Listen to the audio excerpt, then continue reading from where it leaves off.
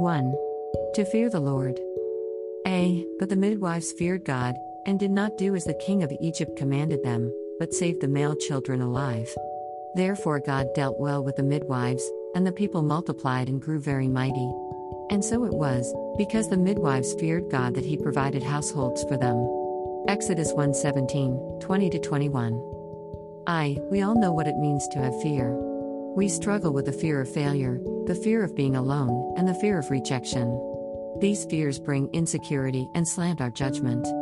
How can we differentiate between the fears of this life and the fear of the Lord? What is the difference? The term to fear the Lord means to revere or to stand in awe of. We tend to fear the things that we see and touch, not a God who is invisible. So, we pay more respect to the things of this world than to the Lord who is in control of all these things in the first place. We have choices that we make every day. Are we trying to please people, or are we trying to please the Lord? 2. From Exodus, we see how the midwives are excellent examples of making the right choice. They were given a direct order from their king, the ruler of all Egypt. These women should have had the fear of the king because on earth he was the position of authority. He could command whatever he wanted and had the power to kill those who were disobedient. However, these women chose to fear the Lord even though they knew they could be killed. They saw something in the Hebrew people that indicated the existence of a higher authority than Pharaoh. They realized that the Hebrew God is the one true God, in control of life and death. They chose to fear and honor the Lord, even if it meant their own death.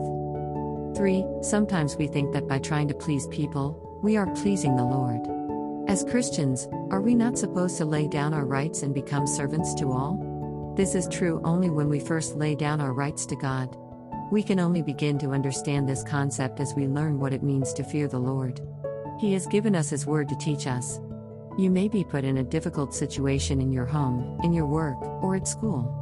Maybe your husband, or boss, or principal has made a decision that goes against your convictions. What are you going to do? Who are you going to live in fear of, man or God? The greatest thing about living in the fear of the Lord is that He will help you. It is not your responsibility to change their decisions but to express your convictions. By choosing to fear Him, He will lead you, guide you, and love you through the fearful times. Depend on Him, fear Him. For when all of life is said and done, we all stand before God one day. And there is no doubt whose side we will choose then.